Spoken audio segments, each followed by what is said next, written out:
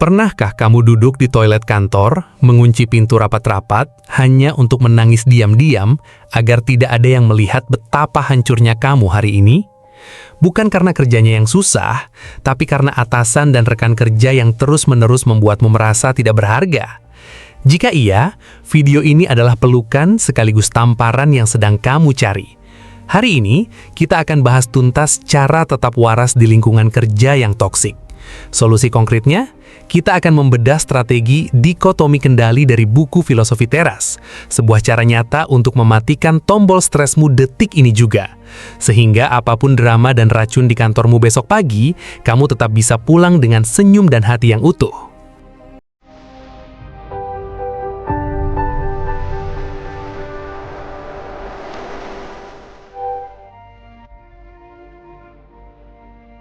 Banyak orang di luar sana bilang, ya kalau kantormu toksik, resign aja lah, gitu aja kok repot.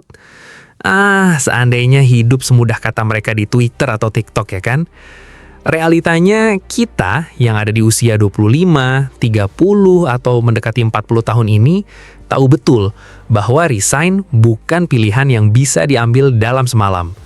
Ada tagihan yang harus dibayar, ada cicilan rumah atau motor, ada susu anak yang harus dibeli, atau mungkin orang tua yang harus kita biayai. Kita terjebak, dan rasanya menyiksa sekali. Setiap hari Minggu malam, jantungmu berdebar lebih kencang. Hari Senin terasa seperti hukuman mati. Kamu membuka grup WhatsApp kantor dengan tangan bergetar, takut melihat nama bosmu mention namamu dengan kata-kata yang kasar, merendahkan, atau menyalahkanmu untuk hal yang bahkan bukan kesalahanmu. Setiap hari energimu habis bukan untuk berkarya, tapi untuk bertahan hidup dari intrik, gosip, dan saling sikut di meja sebelah. Kamu merasa kecil, kamu merasa hidupmu dikendalikan oleh mood bosmu. Tapi hari ini, aku punya sebuah rahasia besar buat kamu. Rahasia ini datang dari sebuah buku yang mengubah total cara pandangku. Buku ini memenangkan Book of the Year di Indonesia. Ditulis oleh Henry Manampiring, mengadaptasi filsafat kuno berumur 2000 tahun bernama Stoikisme atau filsafat Stoa. Apa elemen kejutannya? Buku ini akan menampar kita dengan satu kenyataan pahit. Selama ini, kita sendirilah yang mengizinkan orang-orang toksik itu menyakiti kita. Tunggu, jangan marah dulu. Maksudnya begini, di dalam Filosofi Teras ada satu konsep sakti bernama dikotomi kendali. Intinya, di dunia ini segala sesuatu terbelah jadi dua, hal yang bisa kita kendalikan dan hal yang tidak bisa kita kendalikan. Kapan terakhir kali kamu stres berat? Mungkin saat bosmu membentakmu di depan orang banyak. Kamu stres karena kamu berharap bosmu bisa berubah jadi lebih baik, lebih sabar, lebih manusiawi. Tapi tanyakan pada dirimu, apakah sifat bosmu itu ada di bawah kendalimu? Jawabannya, tidak. Sama sekali tidak. Sifat bosmu, gosip dari teman kerjamu, budaya perusahaan yang bobrok, keputusan layoff dari manajemen, itu semua ibarat cuaca. Itu di luar kendalimu. Coba bayangkan kamu sedang berjalan, lalu tiba-tiba hujan badai turun. Apakah kamu akan berdiri di tengah jalan, menangis, dan berteriak memaki awan agar hujannya berhenti? Bodoh sekali kan? Hujan tidak peduli pada teriakanmu. Yang bisa kamu lakukan, yang ada di dalam kendalimu, adalah membuka payungmu atau mencari tempat berteduh. Disinilah letak kebebasan sejati itu dimulai. Di kantormu, payung itu adalah pikiranmu sendiri. Filsuf Stoa bernama Epictetus pernah berkata, bukan kejadiannya yang membuat kita terluka, tapi penilaian kita lah tentang kejadian tersebut. Saat bosmu memarahimu dan bilang, kerjaan kamu sampah, gini aja nggak bisa.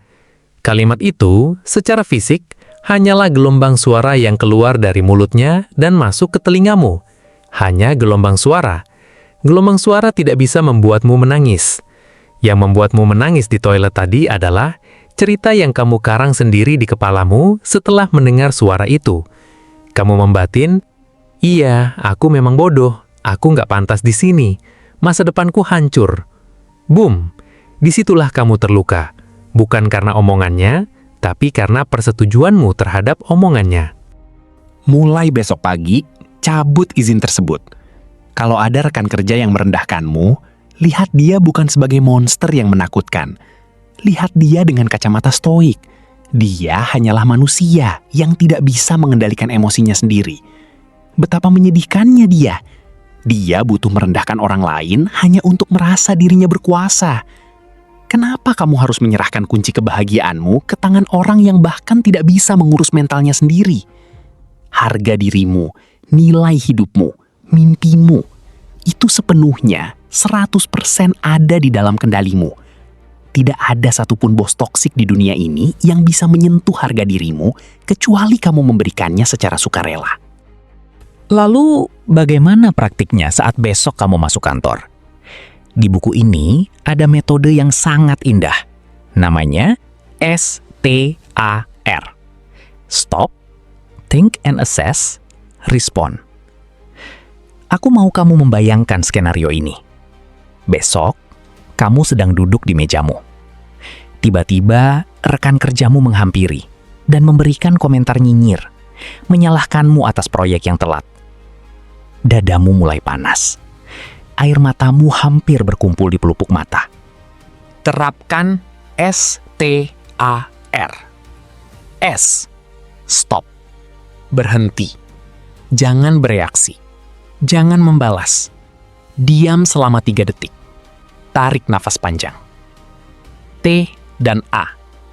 Think and assess. Pikir dan nilai. Tanya di dalam hati.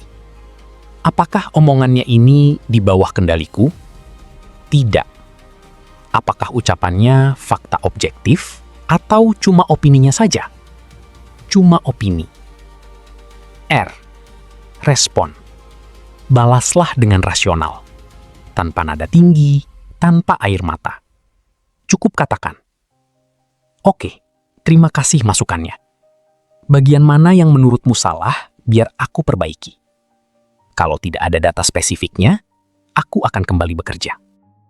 Bayangkan wajahnya saat melihatmu tidak hancur. Bayangkan kekuatannya. Silence is the most elegant weapon. Ketika racun mereka tidak lagi mempan terhadapmu, mereka akan kehilangan kuasa atas dirimu. Kamu akan menyadari satu momen haru yang luar biasa. Bahwa di tengah neraka sekalipun, kamu punya ruang kecil di dalam kepalamu yang sangat damai, tak tersentuh, dan sepenuhnya milikmu. Tapi tunggu dulu. Apakah filosofi teras mengajarkan kita untuk jadi zombie yang pasrah diinjak-injak? Apakah kita disuruh bertahan di kantor toksik sampai mati? Sama sekali tidak. Ini adalah kesalahpahaman terbesar. Stoikisme mengajarkan kita beraksi menggunakan logika, bukan emosi. Kalau kantormu sudah menghancurkan fisikmu, memaksamu bekerja 20 jam sehari, dan gajimu ditahan, maka tindakan yang berada di dalam kendalimu adalah pergi. Bedanya, orang biasa akan resign dengan cara marah-marah, banting pintu, lalu besoknya pusing karena tidak punya uang. Seorang praktisi stoa akan pergi dengan elegan. Sambil tetap bekerja, merespon si bos dengan datar, di malam harinya dia memperbarui CV. Dia diam-diam mengikuti interview sana-sini. Dia menabung dana darurat. Dan suatu hari, dengan tenang, dia letakkan surat pengunduran diri di meja tanpa sedikit pun drama. Itu baru keren. Itu baru kemenangan. Teman-teman, pekerjaanmu hanyalah apa yang kamu lakukan dari jam 9 pagi sampai jam 5 sore untuk membayar tagihan. Pekerjaanmu bukanlah identitasmu. Kegagalanmu di satu kantor yang toksik tidak berarti kamu manusia yang gagal. Simpan energimu. Hemat air matamu. Mulai besok pagi, buatlah garis batas yang tegas. Di luar garis itu, biarkan angin topan kemarahan bosmu dan gosip rekan kerjamu berputar-putar. Tapi di dalam garis itu, di dalam pikiranmu, kamu adalah raja. Kamu adalah ratu. Dan tidak ada yang bisa merebut kedamaian itu darimu. Jika video ini membantumu merasa sedikit lebih lega hari ini, Tolong bagikan ke teman kerjamu yang mungkin juga sedang menangis diam-diam di bilik toilet kantornya. Tulis di kolom komentar, "Hari ini, aku mengambil kembali kendali atasku. Aku ingin membaca janji kalian. Terima kasih sudah bertahan sejauh ini." Jangan lupa subscribe supaya kita bisa terus belajar buku-buku luar biasa lainnya. Sampai jumpa di video selanjutnya, dan ingat, tetaplah waras.